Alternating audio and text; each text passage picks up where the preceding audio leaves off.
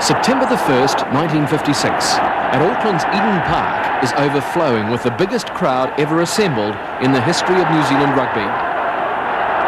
61,000 fans are to witness one of rugby's finest hours, the final test between the All Blacks and Danny Craven's 1956 Springboks. For 60 years, the South Africans had been the unbeaten champions of Test rugby, and this day was New Zealand's chance to usurp the crown. It was the deciding game in a gruelling and controversial 12-week tour by the Springboks, and it brought the country to a standstill. Even for a rugby-mad nation like New Zealand, this was Test fever unequalled in its intensity. But then this was more than just a Test series to New Zealand. This was war.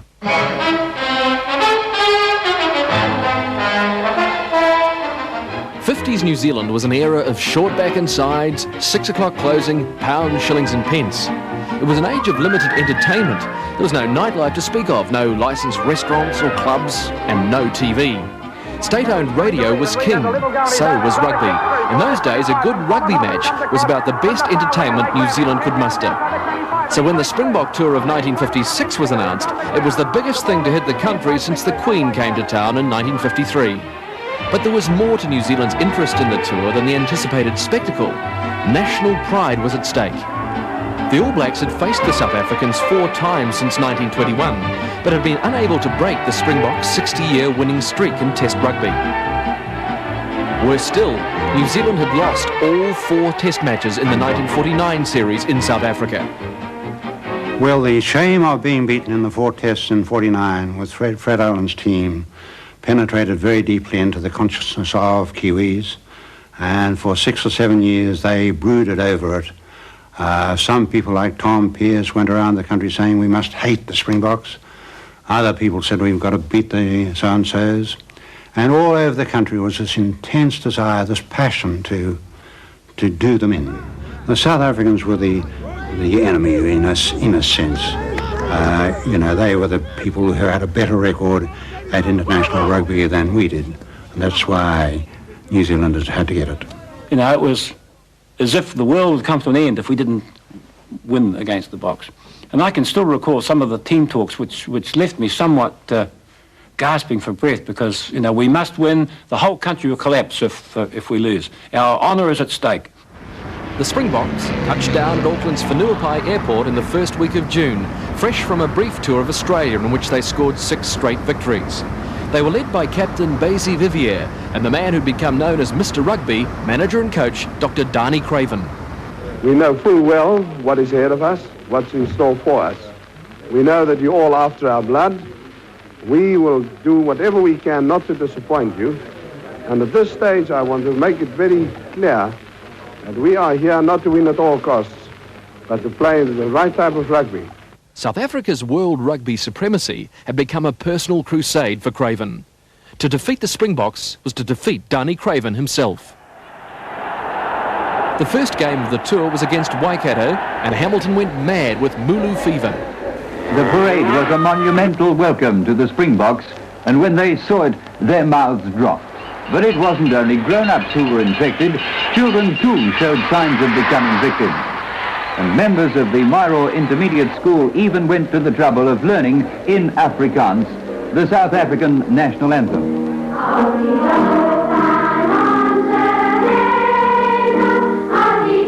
It was absolutely fantastic. There were crowds and thousands of people in Hamilton late at 8:30 that morning of the game.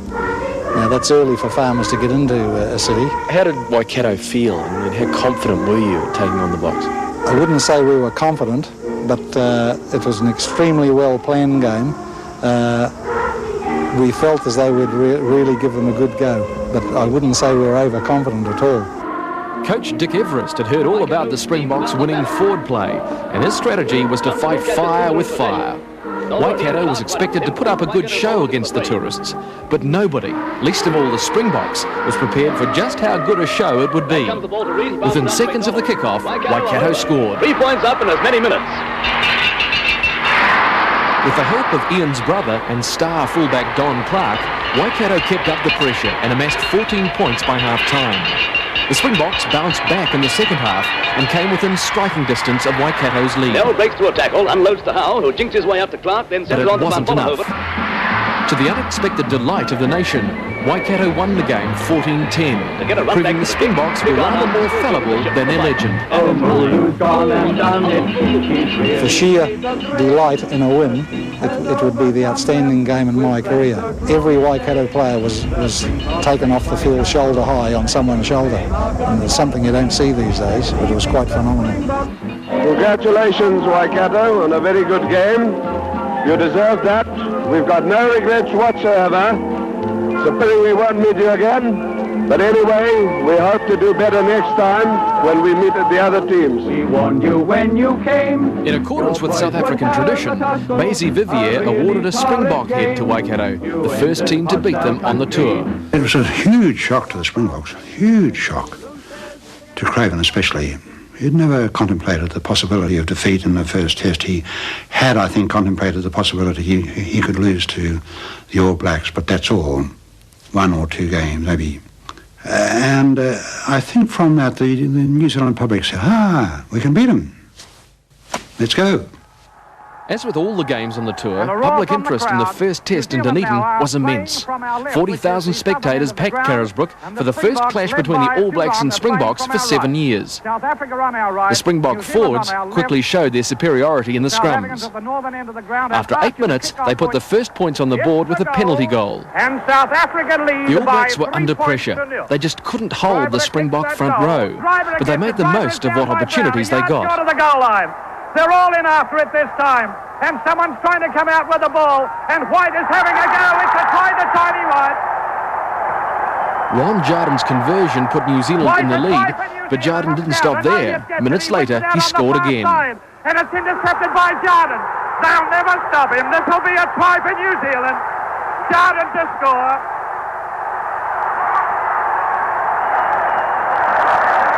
He kicked. The All Blacks had a 7-point lead at half-time, but Mark Irwin was out of the game with bruised ribs. The rules of the day didn't allow injured players to be replaced, and New Zealand went into the second half 1 man down. But the Springboks got little chance to use their advantage before they too were cursed with injury. Ackerman damaged a knee cartilage and was carried off. With both sides down to 14 men, the Springboks chased the All Blacks' lead. And Johnson tries to get it back. It's a try to Hill. The South Africans were closing the gap. Then disaster struck again. Dupree's leg was broken in a sideline collision with Dixon. The Springboks failed to score again, and New Zealand won the game 10-6. That is the end of the game. Yeah, I almost got down and sort of patted the ground to make sure that I was still walking on terra firma. You know, to win the first test against the renowned world champions, you know, they were regarded as being, it was tremendous elation. The All Blacks had drawn first blood, but the tables would be violently turned against them in Wellington.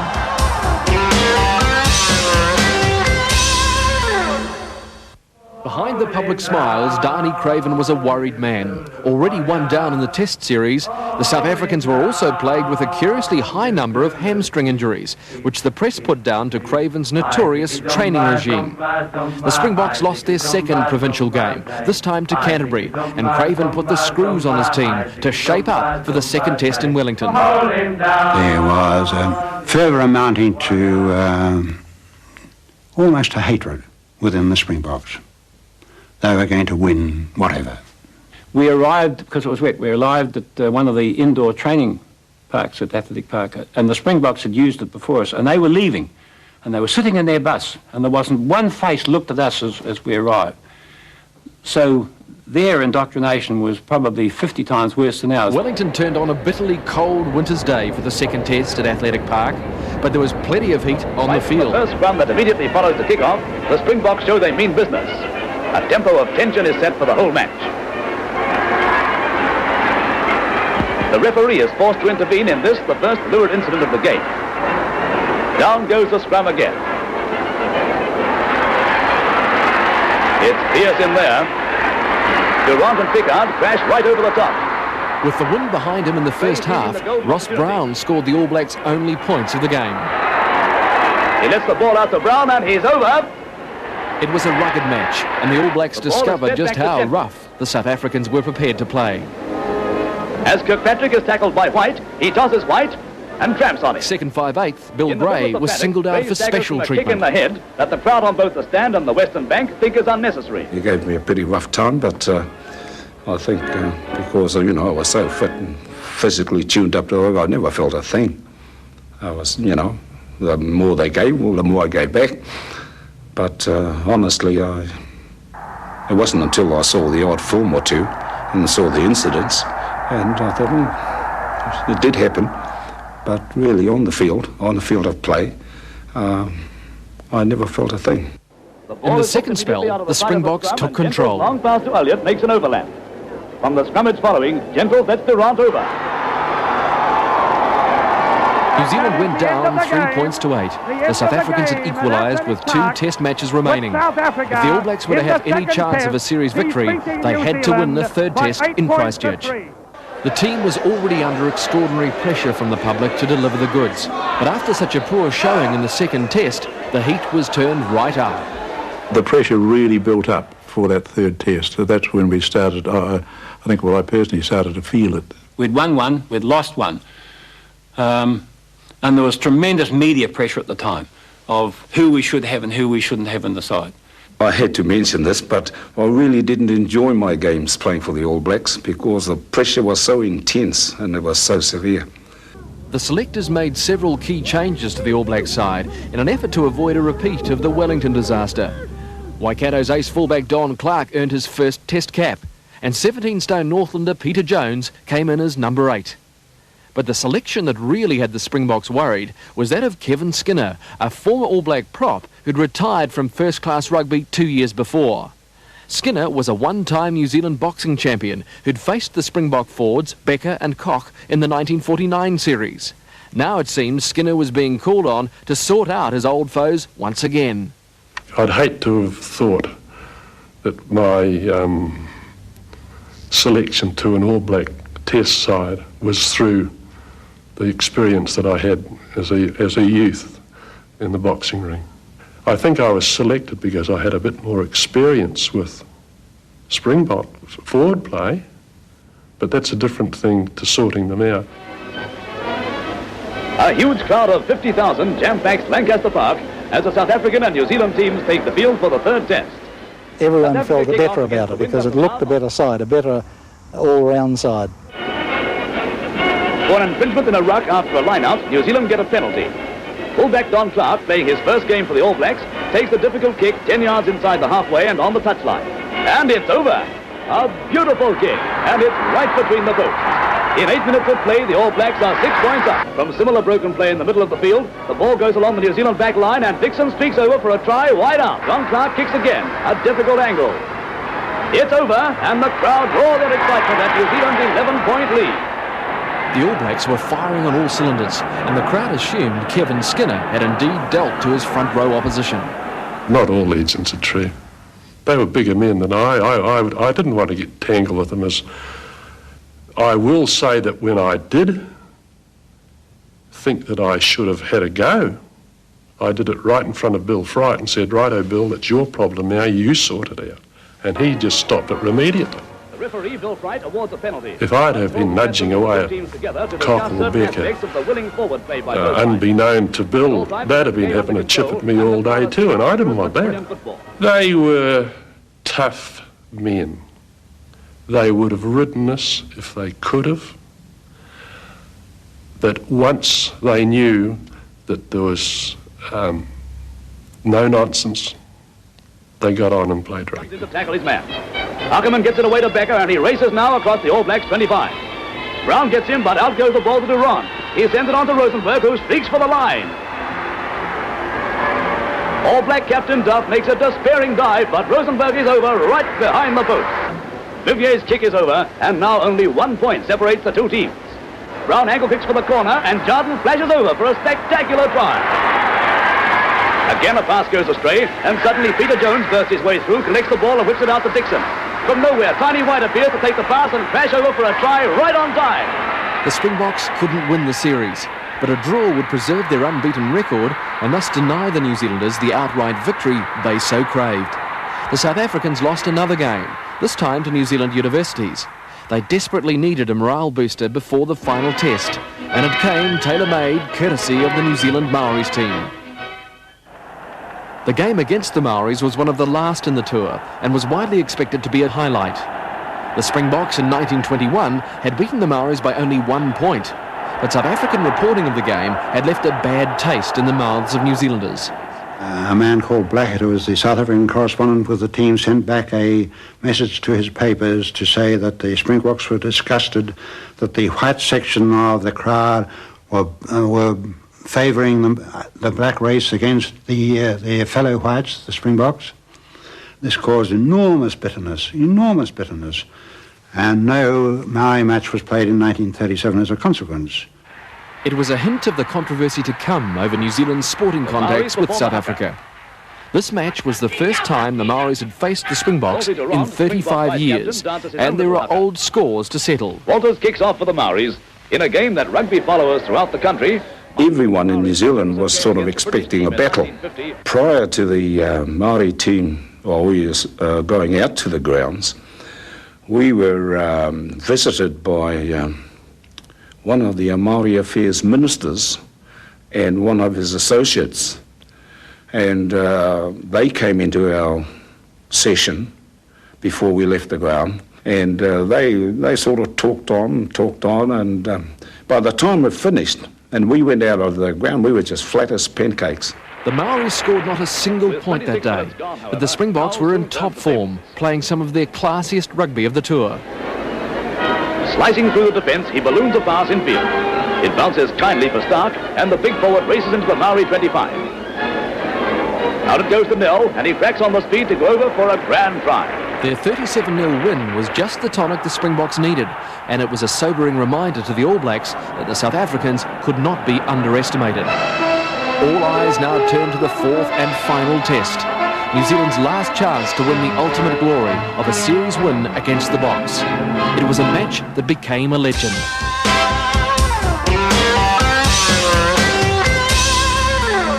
The Test series had come down to one game, and a record crowd of 61,000 people converged on Auckland's Eden Park to be there. Those who couldn't huddled around their radios. The All Blacks, meanwhile, were assembled at the Station Hotel, where the atmosphere was tense. It wasn't as bad as some of our players. There was one or two who vomited during the night because of such pressure.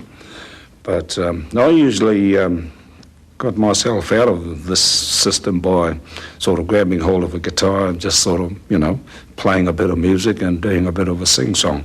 There was an immense sense of comradeship between the All Blacks. They said, well, this is it. We've got to all go as one pack of boys, because if we don't do that, we're not going to beat them. Just to give you an idea of how much on edge they were, I can recall that Peter Jones and Kevin Skinner sort of felt as though they were going to give each other's throats, and almost physically they were.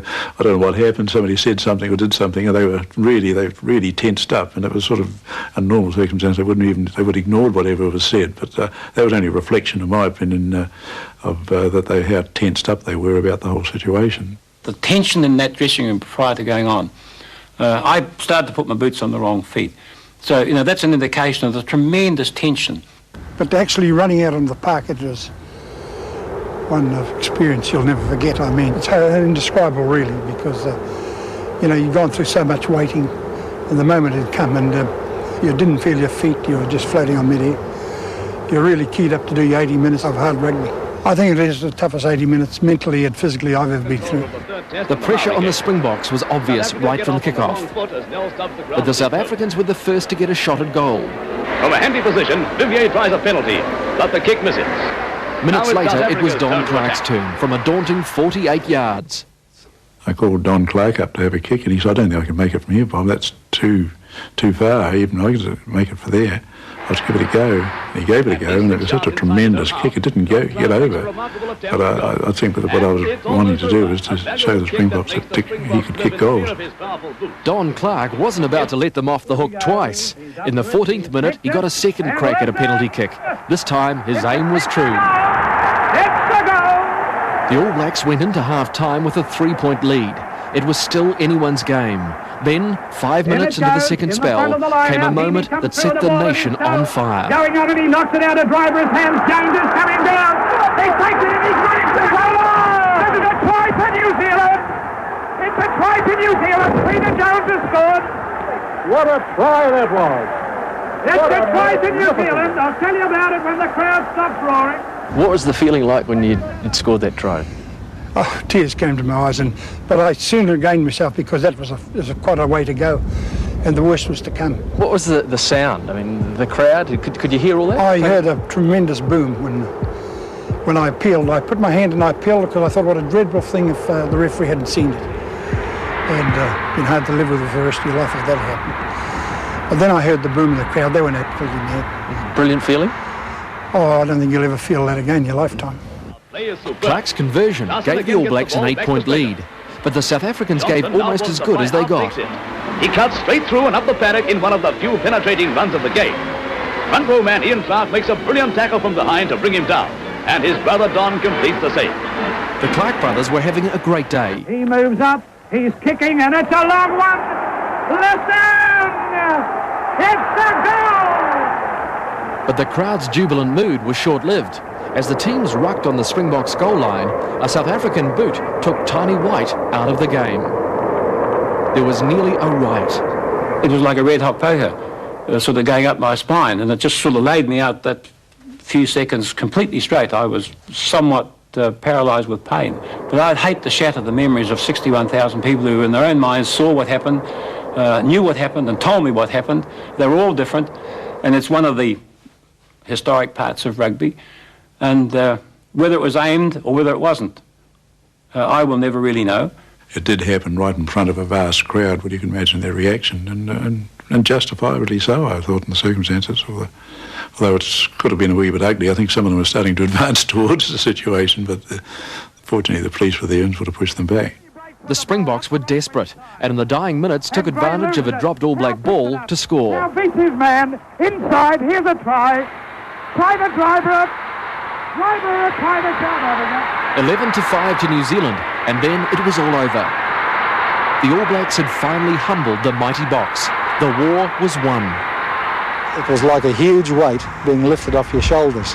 Remember, we got back into the dressing rooms at Eden Park and just all sat around for fully half or 3/4 of an hour, but it was really a sense of relief that it was all over and we'd finished up on top.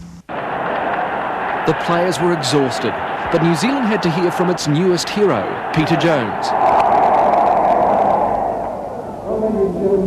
I hope I never play in top again the way you today. I'm absolutely bugging.